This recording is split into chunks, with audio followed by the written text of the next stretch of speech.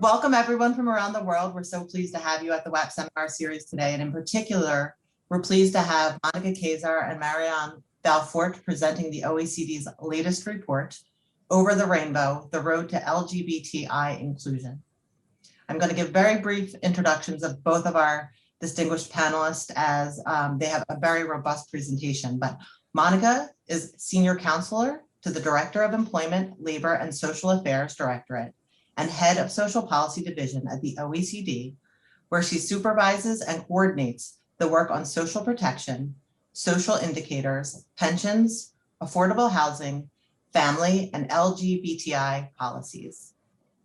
Marianne Valfort is professor and economist at the Paris School of Economics and at Paris 1 Panthéon-Sorbonne University, currently also working with the OECD.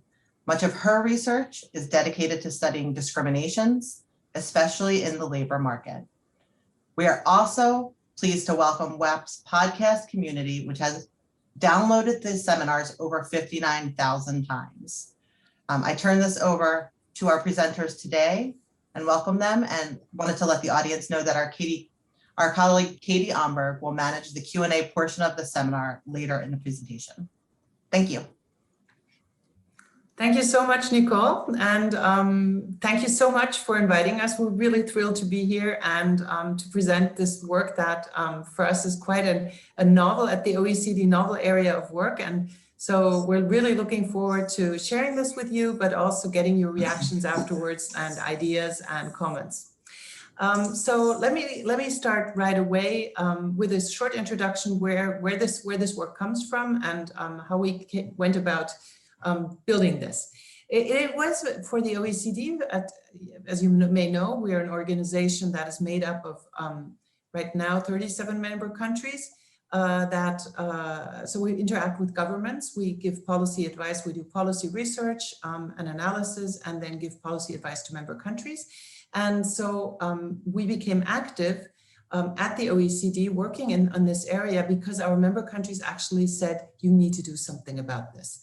And interestingly, it was the US and the Netherlands who called on the OECD and said, you've been doing fantastic work on gender equality, but now we want you to do the same for LGBT plus minorities and mainstream that type of work into your work. And so we said, well, that's a great idea, but before we can mainstream this perspective into everything we do, let us first do some groundwork and look at what the situation is in reality in our member countries. And so we published two major outputs on LGBTI inclusion. The first one was one in a flagship publication, regular publication that we have called Society at a Glance. And we added a special chapter, a special focus, looking at the anti-LGBTI discrimination, what it does to people, what it is economically, what are the different areas of discrimination, what is the evidence that we find. As you can imagine, it's not at all easy to find the evidence and the data in OECD countries. And even if you're US focused and you think it's difficult in the US, don't even start in many other countries where it's far, far more difficult. We can talk about that a little bit later as well. And then from there, this was very successful and people all around the world were very happy for the OECD to get involved in this. And then we had a second report, a second big research project, and this time it was initiated by Canada and the UK, for both of whom it was very important political at top level cabinet priority to work on LGBT plus inclusion. And here what we did was to look at the degree to which laws in OECD countries are LGBTI inclusive or not. So Marianne, she can tell you all about the details of how she went about doing this. We basically combed through the legislative frameworks of all of the OECD member countries, except for one who didn't want to play with us, which was Hungary. And I'm sure knowing a little bit about what the political orientation of Hungary is at the moment, you wouldn't be surprised. But all of the other countries worked with us to identify to the extent to which their legal frameworks are fully inclusive for LGBTI populations. Then what we also said, and this is an important part of our work, is we were thinking about not only policymakers, but we were producing important material for advocacy groups. And we've included here a little bit of a slide because Marianne and I presented this to a big NGO summit where we also wanted to explain what you can actually do with this. It's not only for governments. So we think that with this report, we can help advocates for LGBTI inclusion in two ways. The first one is to strengthen the arguments in favor of the advocacy group and improve the acceptance of this work among policymakers. One is, of course, that the OECD, which is primarily an economics organization, carries quite some weight in making economic arguments. But then also, if we're looking at this particular project, what was important to us was to explain that this is not about creating special laws for inclusion of LGBTI persons, but it is actually applying the international human rights standards and same rights to these groups as are available to everybody else. Now, this might sound trivial to some people, but it is not. It is absolutely not trivial because in many cases, LGBTI persons are so discriminated against that these basic protections do not hold for them. What we found, and we were a little bit surprised actually and delighted, I have to say, is that the inclusivity of LGBTI people is on the rise everywhere. And I'll show you later some slides where you can see just how much in some countries the inclusion, I would say, almost exploded from very low levels that it still had in the late 70s and early 80s. And the good news is also that we found that LGBTI inclusivity is associated with the overall social acceptance of LGBTI people. So it shows you that if you have this in your legal framework, it's not just on paper, but it can actually provoke change in people's minds. And also there's a relationship to people's attitudes to gender equality, which is very fitting, obviously, because we're in the Women in Public Policy program here today. So we will show you that as well. And then the last benefit that you can use from this report, and maybe for all of you that could also be interesting, is you find a lot of argument with using very good concrete examples in different countries for best practices. So it's not an abstract report, it actually has tons of examples, and we will share this presentation. I see questions coming up in the chat with you, and we will leave the notes in the presentation, which will show you tons and tons of examples, which I would love to share with you, but we don't have so much time, so we can talk about those later. I think now I'm handing over to Marianne. Thank you, Monika, and thank you to all the participants for attending this seminar. The report is organized around 3 chapters. In the first one, we aim to define which laws are LGBTI inclusive.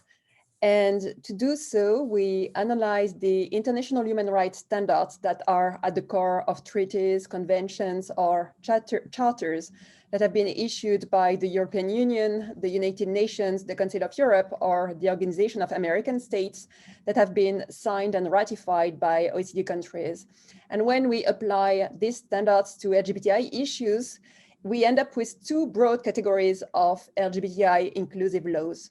The first category is made of what we call general provisions that are relevant for the inclusion of lesbian, gay, bisexual, transgender, and intersex people altogether. They include 5 dimensions. The first dimension is about protecting LGBTI people against discrimination. This objective entails prohibiting discrimination explicitly based on sexual orientation, gender identity, and sex characteristics in employment, as well as in a broad range of other fields, such as education, the provision of and access to goods and services, including housing, etc. The second dimension is related to the protection of LGBTI people's civil liberties, that is, their freedom of expression, their freedom of peaceful assembly, and their freedom of association. The third dimension concerns protecting LGBTI people against violence. This objective first entails passing hate crime laws, which permits deeming a criminal offense motivated by bias against LGBTI people as an aggravating circumstance. However, to fully deter hate crime, it is very important to, at the same time, combat severe forms of hate speech. There is indeed growing evidence of the causal relationship between incitement to hatred and hate crime. For instance, in a paper that is forthcoming in the Journal of the European Economic Association, it is shown that in Germany, anti-refugee sentiment on Facebook predicts crime against refugees. The fourth dimension is about protecting LGBTI people freeing persecution abroad. It entails explicitly recognizing persecution based on LGBTI status as a valid ground for granting asylum, notably to support asylum seekers living in one of the 68 countries where same-sex conduct is still criminalized. Finally, the fifth dimension is related to the existence of an independent human rights as institution who is explicitly in charge of protecting LGBTI people among, of course, other groups at risk of being discriminated against.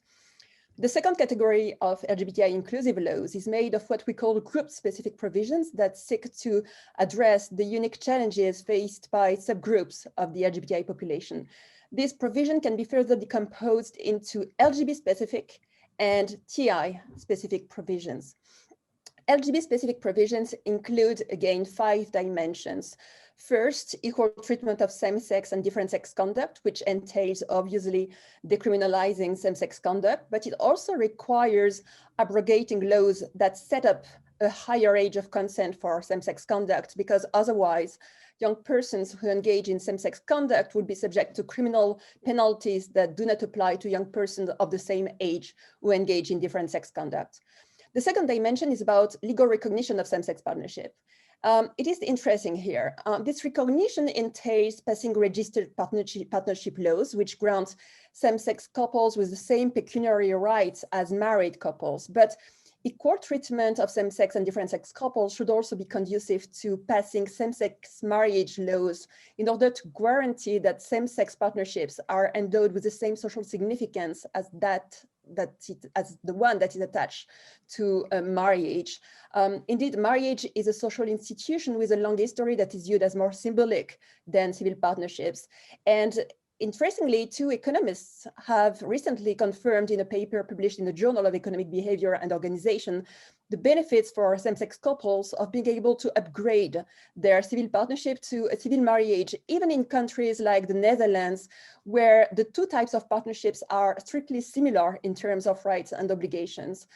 More precisely, the authors show that the same-sex partners who transformed their civil partnership into marriage had a substantially lower separation rate following this change than similar partners who stayed in their civil partnership, which suggests that the symbolism of marriage is real and that it exerts a stabilizing effect on partnerships. The third dimension is about equal treatment of same-sex and different-sex partners concerning adoption rights. In principle, discriminating against same-sex couples in access to adoption rights could be justified if it were shown that children who are raised by same-sex parents are worse off than children who are raised by different-sex parents. Indeed, international human rights stakeholders have repeatedly stressed that there is no such thing as the right to a child, which implies that the child's best interest be prioritized whenever it competes with the interest of the partners who want to adopt. Yet, there is compelling evidence that shows no well-being deficit among children living with same-sex parents. And in fact, quite the contrary. As we show in our report, these children are characterized by better education and health outcomes. The fourth dimension is about equal treatment of same-sex and different-sex partners concerning access to assisted reproductive technology, which flows obviously from the principle of non-discrimination that we've just discussed, and which entails as well equal treatment regarding what is called automatic co-parent recognition, which means that the same-sex partner of the parent who gives birth through medically assisted techniques should be automatically recognized as the second legal parent, as is the male partner of a woman who procreates through these techniques. Finally, equal treatment of LGBT and heterosexual individuals is obviously incompatible with conversion therapies, which are these practices that aim to change an individual's sexual orientation from homosexual to heterosexual based on the false assumption that LGBTI people are suffering from a pathological condition that could be cured. These therapies have proven to be extremely harmful and sometimes tantamount to torture. They should be banned altogether. What about TI-specific provision? They also include 5 dimensions, and the first 3 of these dimensions are all about depathologizing being transgender, which means ensuring that being transgender is not viewed as a pathology. This objective requires 3 actions. First, not categorizing being transgender as a mental illness in national clinical classification. Second, you have to permit transgender people to change their gender marker in the civil registry, which means their sex and first name that reveal their gender. And why he did so? Because to the extent that being transgender is not a mental disorder, a person whose gender identity does not match her sex at birth should not receive psychiatric therapy for the purpose of realigning her self-perceived gender with her body. Rather, she should be entitled to legal gender recognition exactly as a cisgender person is. The only difference being that this recognition occurs by default for cisgender individuals, while it implies a change in the civil registry for transgender individuals.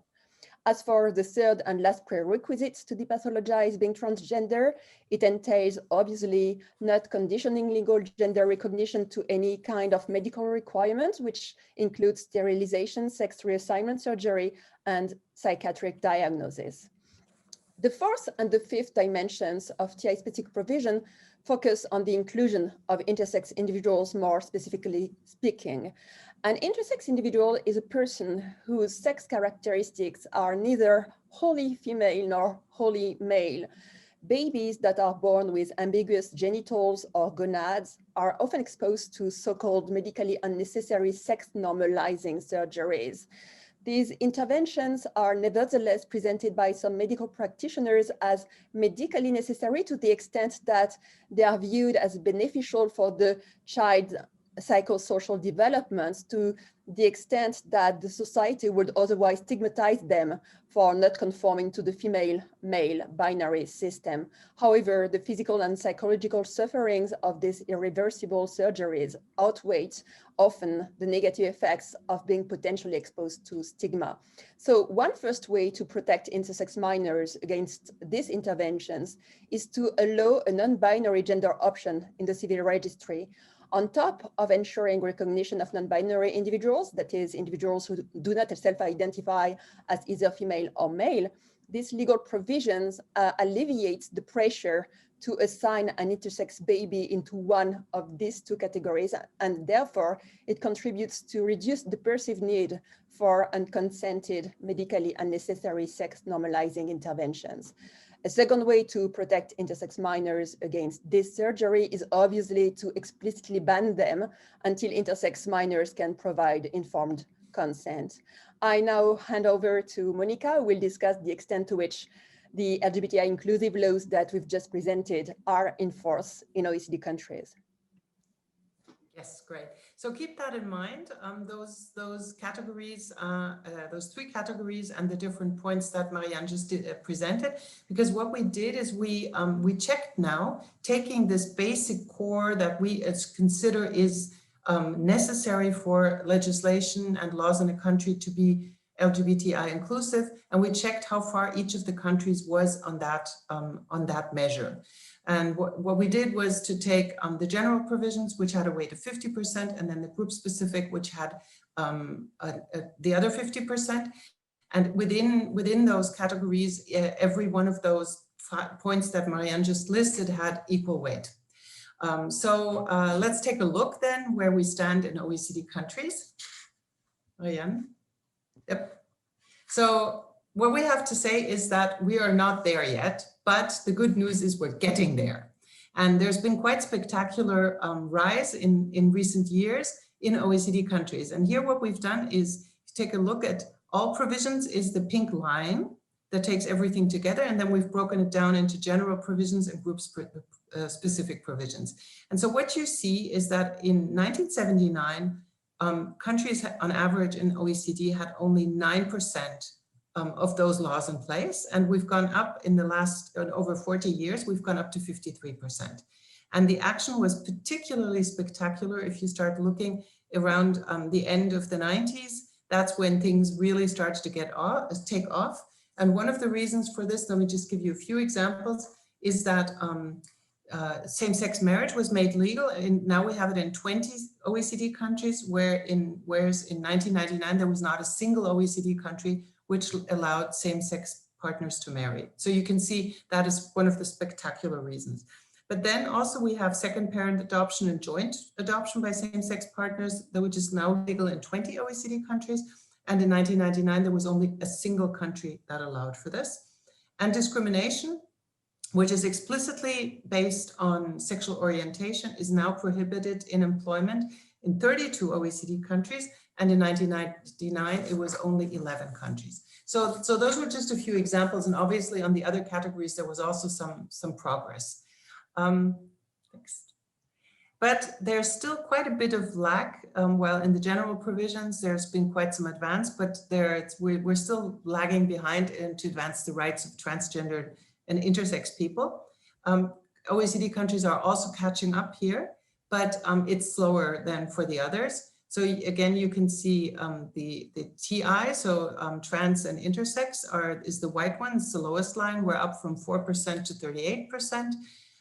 For group specific, we've gone from 7% to 48%, and for the general,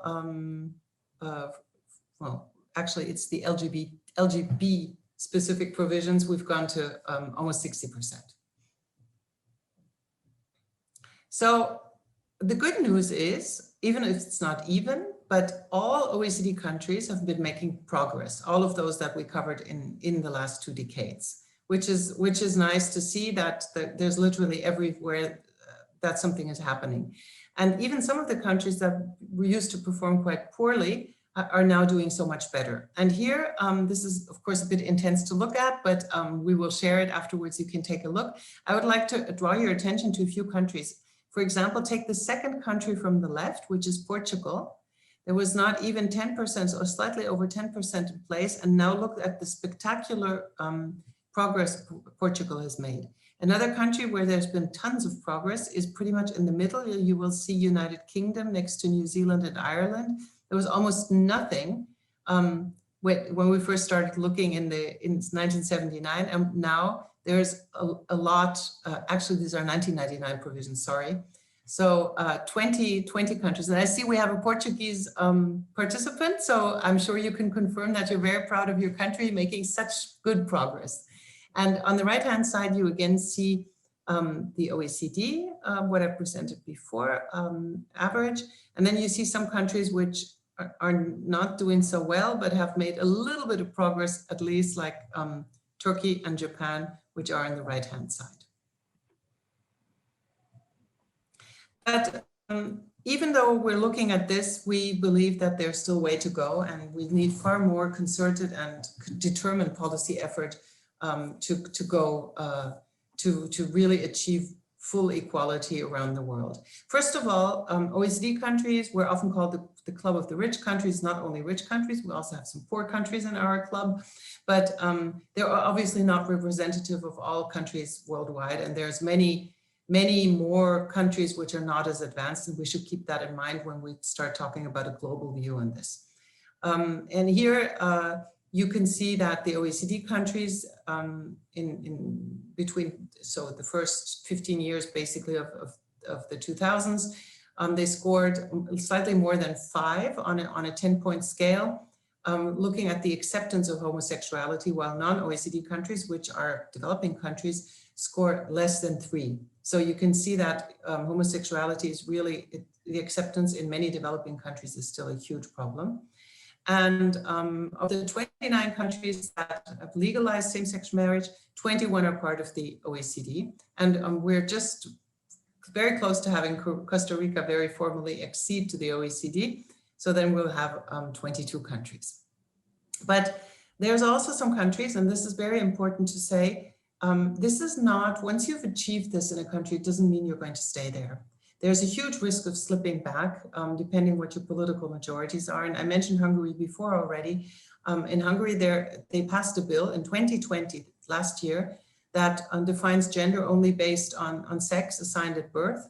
Transgender individuals may no longer change their name and gender and their identity documents. So this is a clear case of backsliding. It's actually another example that we were recently discussing with representatives from an NGO, is the creation of LGBT-free zones in Poland, which is quite a shocking development. So So I think to us, this means that we all have to remain very, very vigilant and pay great attention to backsliding and call upon governments to not let go of the progress that they've already made. Even among the top performing countries, there are some things that are missing. And for example, Marianne just explained to you why the conversion therapies for minors are dangerous and even torturous in some cases. And there's only one OECD country, Germany, which since last year actually bans these practices. Now, what we also did in our analysis was to see what other effects does LGBTI or the LGBT plus inclusivity have in other areas of social thinking and acceptance. And we found that having more of these laws actually also improves the social acceptance of these groups, and it improves people's attitudes towards them. And here's a couple of things. So this is very intense. This is just to show you that we have done our homework and we have actually really looked at the correlations, not causation, obviously, it's correlation. But we looked at what would happen if you move from the 3 lowest performing countries, which have about 25% of the legal framework and the legislation in place, to the mean value of the 3 highest performing, which is almost 80%. And we saw if a country succeeds in going from this 25% to the 79%, it is associated with a 2.5-point increase in the score measuring acceptance of homosexuality, a 3-fold increase of people who say that the area they live in, their neighborhood, is a good place for lesbians and gay men to live in, a 25% increase in the share of respondents who say that they're supportive of a transgender child, and a 50% increase in the share of respondents who oppose sex normalizing surgery on babies. Now, that really shows you that passing laws is something that is publicized and that people accept it more. Obviously, the other way around, you could also argue that this legislation is more likely to be passed by societies which are more open-minded and vote for people and political parties, which would then make more of an effort to make their legislation LGBTI inclusive. And then we also looked at another one, and that is what is the interaction between LGBTI inclusivity and gender equality. And interestingly, we looked at the statements, to which extent people agree with the following statements. Individuals fall into 2 distinct biological sexes at birth, which match their gender identity. Men and women feel sexual attraction to one another. And within these couples, men and women fulfill biologically determined roles. Now, we wanted to see to what extent people agree or don't agree with this. And again, we looked what would happen if you move from the lowest performing to the highest performing countries. And if you had better inclusivity in your legislation, then there would be a 1-point increase in the scale measuring support from gender equality, a 2-fold increase in the share of women in parliament, a 1/3 increase in female labor force participation, and a 30% decrease in the gender wage gap. Now, again, obviously, could go both ways, but I think it does show you that there's benefits from both sides: more gender equality, more LGBTI inclusivity, and these 2 areas interact closely with each other. Thank you, Monika. After this analysis of the levels and trends in legal LGBTI inclusivity, I would like to present you the broader policy measures that it is critical to implement beyond passing LGBTI inclusive laws. When we analyze the good practices and the nationwide action plans that prevail in 1/3 of our OECD countries, we find out that there are several complementary measures that can be implemented in order to accompany the LGBTI inclusive laws that we've just described. And we can break down these complementary policies into 4 categories. The first category is about enforcing LGBTI inclusive anti-discrimination, hate crime, hate speech, and asylum laws. The second is about fostering a culture of equal treatment in education, employment, and healthcare beyond enforcing laws prohibiting discrimination in these fields. The third category is about actions to create and maintain popular support for LGBTI inclusion, which is obviously critical for countries to pass LGBTI inclusive laws, but also to avoid the backlash that Monika described against those already in force. And finally, the fourth category consists of a strong push to make LGBTI individuals better represented and more visible in national statistics. Of course, we won't be able to go into the details, but we would like nevertheless to give you some insights on the type of good practices that one can implement in these fields. So let's start with discussing how LGBTI inclusive anti-discrimination, hate crime, hate speech, and asylum laws can be enforced and strengthened. Concerning the enforcement of anti-discrimination laws, national human rights institutions have a very important role to play in order to overcome underreporting, which is the default response of the victims of discrimination, and therefore the main challenge to redress discrimination. Here, it appears that maintaining well-designed interactive websites that encourage users to actively engage with their content, as it is done by the Equality Commission for Northern Ireland, is a critical step towards enforcing anti-discrimination laws that aim to protect LGBTI people. Their websites notably allows informing individuals and their advisors, that is staff representatives, trade unions, lawyers, of how to compile their discrimination case in a very concrete and practical way. Concerning hate crimes, it is critical to train police officers on properly dealing with violence against LGBTI people, because we are in a context where the presumed reluctance or incapacity of police officers to deal with such violence is often the main reason why LGBTI people refuse to report abuse. And such is the objective of the European LGBT Police Association, which is an umbrella organization that brings together police LGBT networks from across Europe and that engages in peer-to-peer training on better assisting LGBT victims of hate crime. To fully deter hate crime, passing hate speech laws is not enough.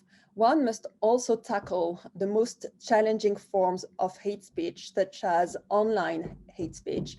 And in this regard, one initiative that seems to go in the right direction is the code of conduct that the European Commission launched in 2016 and that all major social media companies joined, including TikTok in September 2020.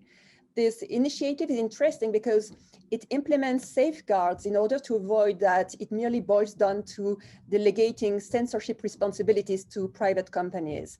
And there are three such safeguards that are worth being stressed. First, staff in social media companies are provided with regular training on how to draw the line between freedom of expression and hate speech.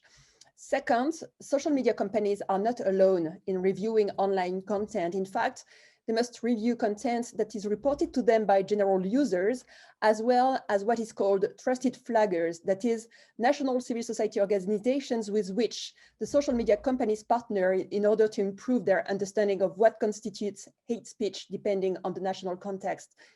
And third, the social media companies are subject to regular monitoring exercises. The aim of these exercises is twofold. First, the objective is to check that social media companies duly take into account the content that is flagged to them. And second, the objective is to ensure that the removal rate of flagged content varies with the severity of this content in order to make sure that this content is scrupulously assessed with full regard to freedom of expression.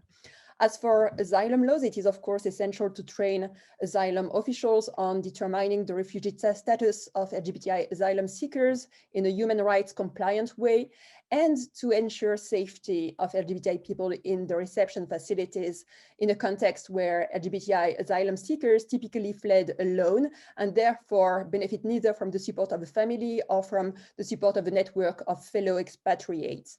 But equally important is the implementation of resettlement policies that aim to improve the integration of LGBTI individuals who were granted refugee status so that they successfully integrate in their host society.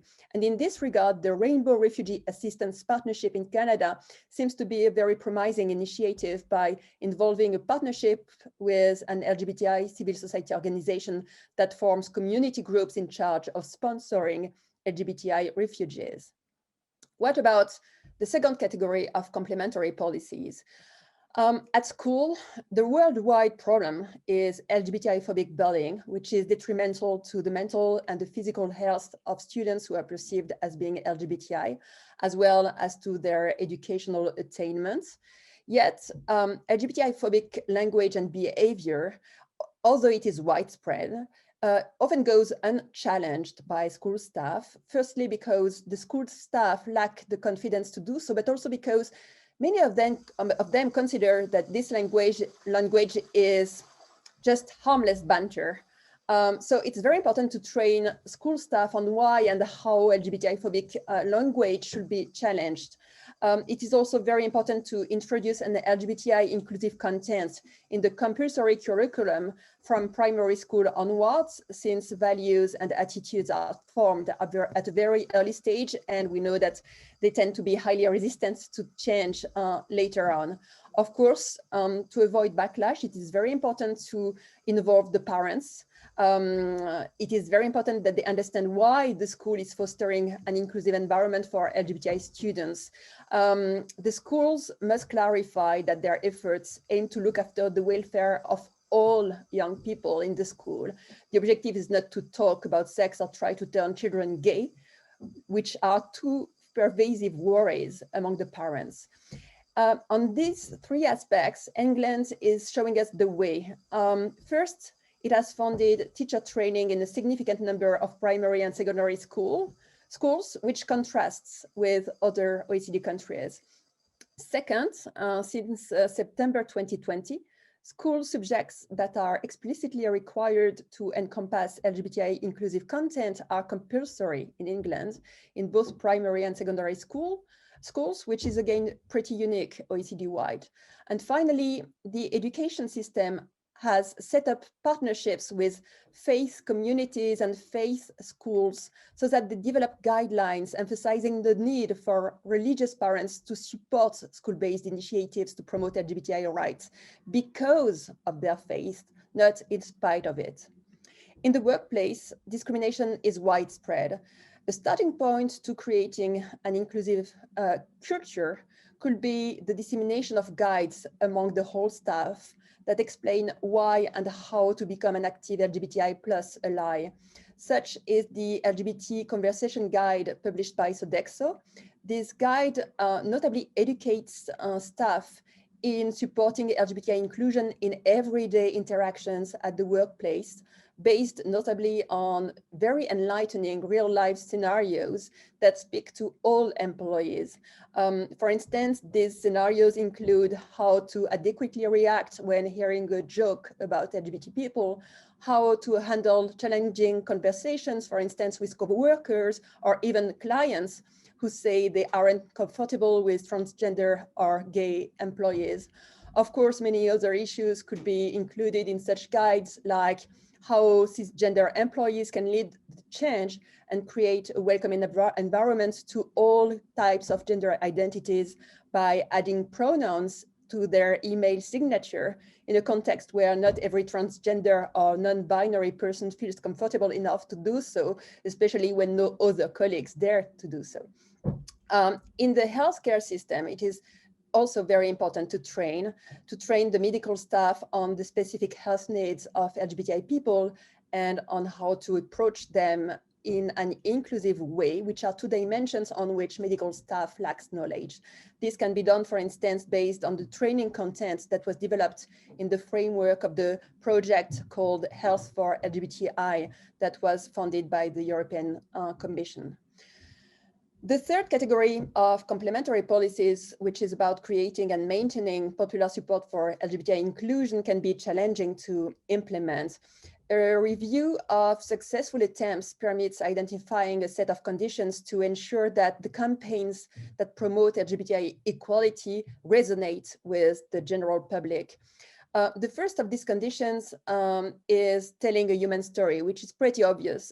Rather than statistics on how pervasive stigmatization, discrimination, violence against LGBTI people is, it's very important to rely on personal testimonies that provide a human face to the problem, as it was the case as it was done by the European Union campaign, We All Share the Same Dreams.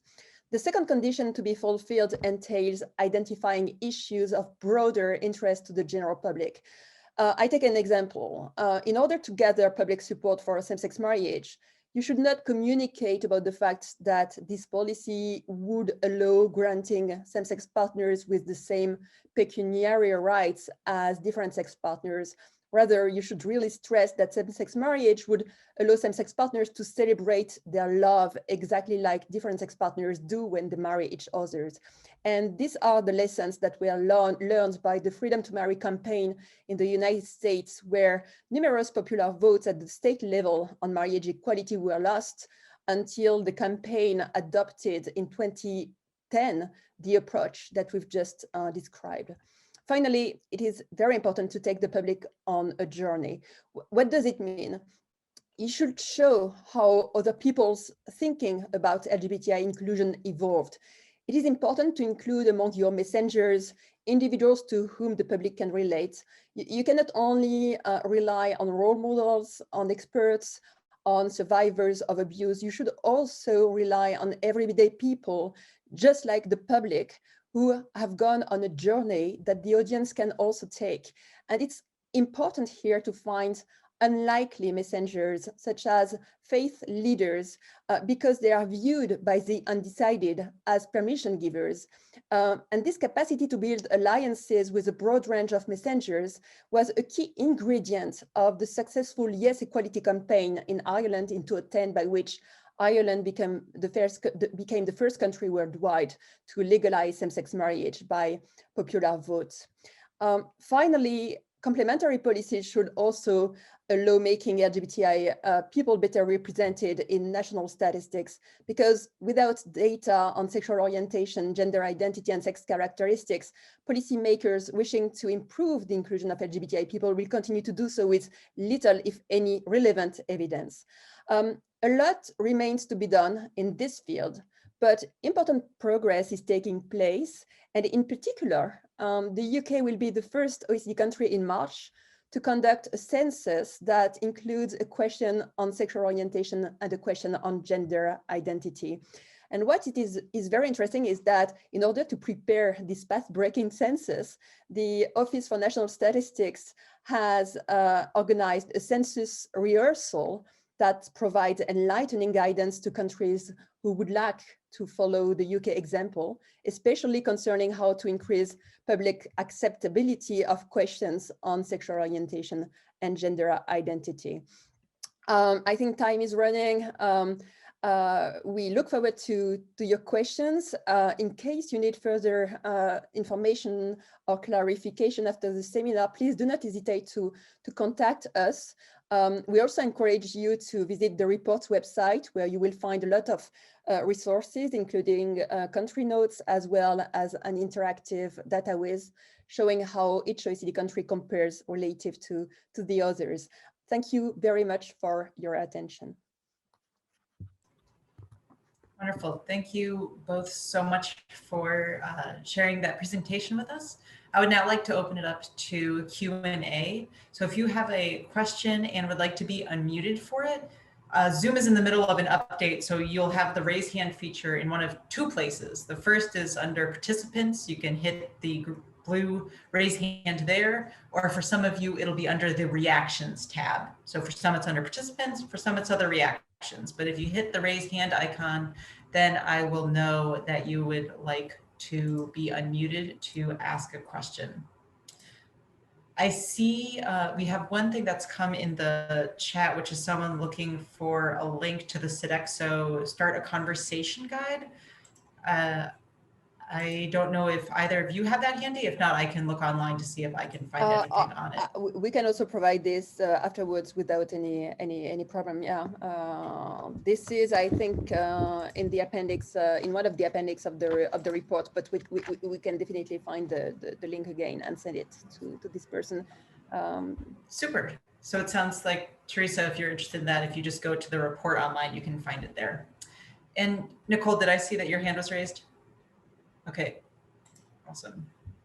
I am unmuting you now. I want to thank you both for that really incredible presentation. And I just, I had a follow-up question on your last point about the first time ever question about the sexual orientation on the UK census.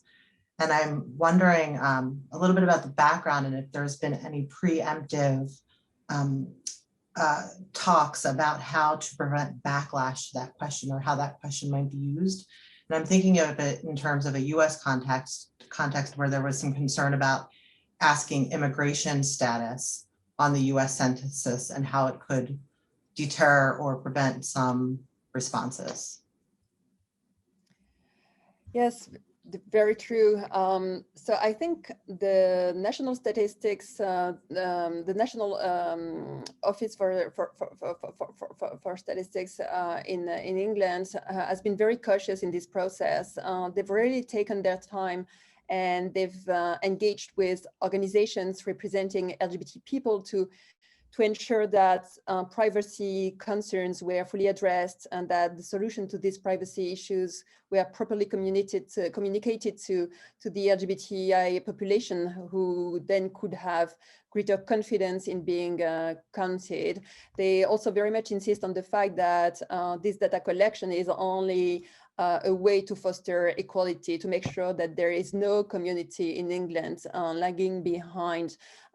So they've really took a lot of time on preparing this path-breaking census, and they seem to have been very successful in gathering public support for this really for this really new initiative. Yeah. Great. Thank you. And I see Iris has asked a question in the chat, which is how generalizable do you think the strategies used in one country are? Can they be replicated in another? E.g., do you think that what worked in Ireland might also work in a different country? That's a very interesting question. And I think that, I mean, Marianne will have more views on that, but in a general perspective, it obviously depends a lot on the political environment. Like we saw, unfortunately, some countries are backsliding, and I would venture that in a situation like in Hungary at the moment, it would not be possible to even discuss the topic in a public debate. That would not be very, very difficult. And, you know, even we saw it in working with more conservative countries, that even topics of gender equality, which we've been working on for many years, were kind of removed in documents, or the language was changed. So it's not at all sure that you can come with one country's campaign and do it in another country. But I think there are some countries that are similarly liberal and that have a strong NGO scene, that have the legislation in place, that have where a moment in their political development they are, where they're ready to talk about those issues. And then I think you can learn from others. I mean, like the examples that Marianne was giving on how to organize a campaign and not to put forward factors like money, but instead think about what do we have in common, what it is that people want. Are you really against people who love each other and want to show their commitment to the public? But again, you know, what I found very interesting looking at different countries, it's that it's not always the countries you would expect which are more difficult. We saw Spain, for example, which was very early in legalizing same-sex marriage. And then we thought that here in France it should be easy enough, because France in many respects has very liberal laws and very liberal attitudes and gender equality compared to my home country, Germany, for example. Women working and having children, not an issue at all. But same-sex marriage was a huge issue. much more than most people thought it would be, and much more compared to a much more Catholic country, for example, than as Spain. But maybe Marianne also wants to say something on that. Yeah, yes, but I think maybe in France we've underestimated the power of some religious organizations, and maybe we should have followed the I mean, try to do like Ireland, even if Ireland legalized same-sex marriage after France, try to create bridges with these religious communities, try to find unlikely messengers, faith leaders who would really very vocally support same-sex marriage, because again, they are viewed as permission givers, and they have a very, very, very strong impact then on the support that people can have for such path-breaking legal changes.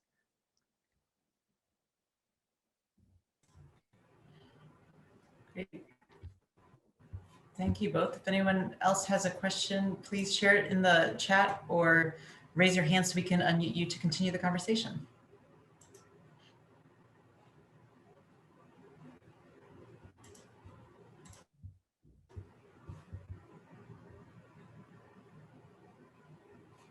I guess one question that I might have for you, as long as I have the mic, I might as well use it, is I know your report is looking especially at OECD countries, but I'm curious about what you see as the impact of these countries that in many ways are also held up as exemplars of LGBTQ rights and the LGBTQ movement.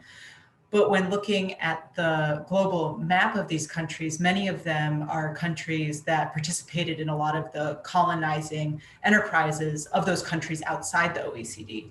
Not only Europeans, but also I'm looking at Japan on the map. And I was wondering if you could speak some to the laws on the books, both in the OECD countries versus the other ones.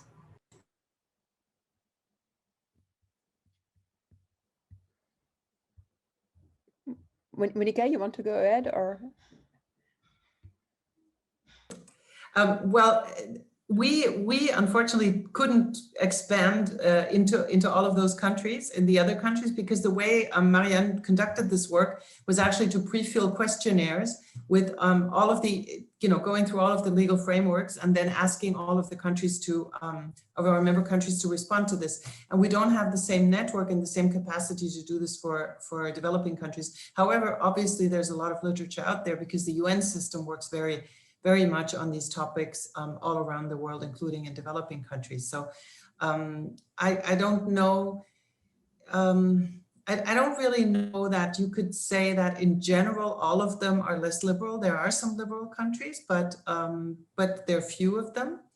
And I remember that the US State Department's ambassador at large for LGBTI affairs told us that it was interesting that in some of the OECD countries, they were actually more conservative than some of the African countries, for example, in particular when it came to generational change, where the younger generations in African countries were more liberal vis-a-vis some of the Eastern European countries, where he was really worried because the younger people were more conservative and more discriminatory against LGBTI populations than their parents' generation, which is quite a scary prospect, actually. So I think you can't generalize, but overall, I mean, we're fighting with, gender equality terms. There's still a lot of, in some countries, female genital mutilation. So we're fighting with very big problems there still. Marianne, you want to add anything? Yes, I think non-OECD countries are generally speaking more lagging behind in terms of legal LGBTI inclusivity, but there are very positive trends. For instance, a clear trend towards decriminalizing same-sex conduct, but at the same time, backtracking is also taking place. For instance, in 2019, Chad and Gabon adopted a new penal code that criminalizes same-sex conduct, while it was not the case before. There are also other countries who are considering recriminalizing same-sex conduct, like Egypt and Equatorial Guinea. So again, there is still a lot of work to do in order to achieve equality. I see that there's a question here whether we're going to expand it. We would love to, but for us, it's a question of resources, actually.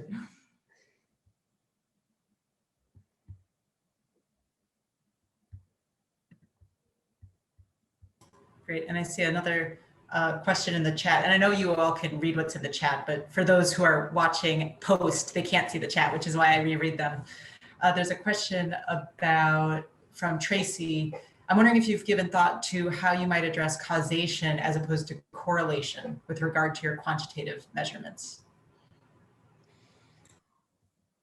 Yes, well, we don't have the resources to do really, I mean, to do really research-based report, but we have evidence that is provided by academics who show, for instance, a clear causal relationship between passing same-sex marriage and an increase in acceptance of homosexuality.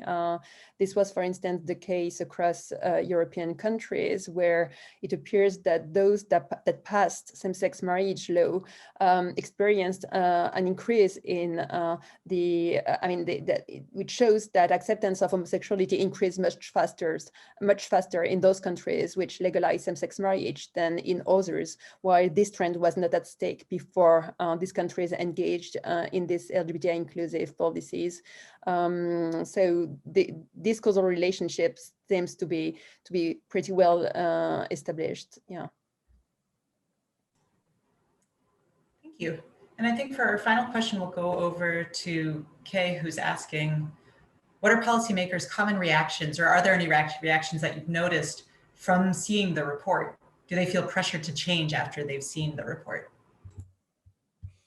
I would say yes. I would say yes, because, and that's what I stressed at the beginning, we were really encouraged that countries and the ambassadors to the OECD, each of our member countries has an ambassador, and they engaged a lot with us around this report. And then they brought people over, for example, from number 10 in the UK, from the Prime Minister's office, who were starting to change their laws and rewriting laws. And maybe what Marianne was just talking about, the inclusion in the census of the data is one of the consequences. So we do have a feeling that pointing out the inacceptability and on the one hand, and the benefits of not including, and then the benefits of inclusion, also in economic terms, does motivate governments to do better. And also we always find at the OECD, when you do these league tables and you show which ones are doing really well, there's always a certain amount of competition that sets in, and then countries also want to do well for the others. They don't always compare all of each other, but the Scandinavians usually tend to compare each other. And so then there is some dynamic there. And I do think that we can make a difference. It's not fast, obviously, because it's not like something that you can change overnight. You have to go through parliament, you have to sometimes do a referendum and so on. But I think it is that we're creating a dynamic here.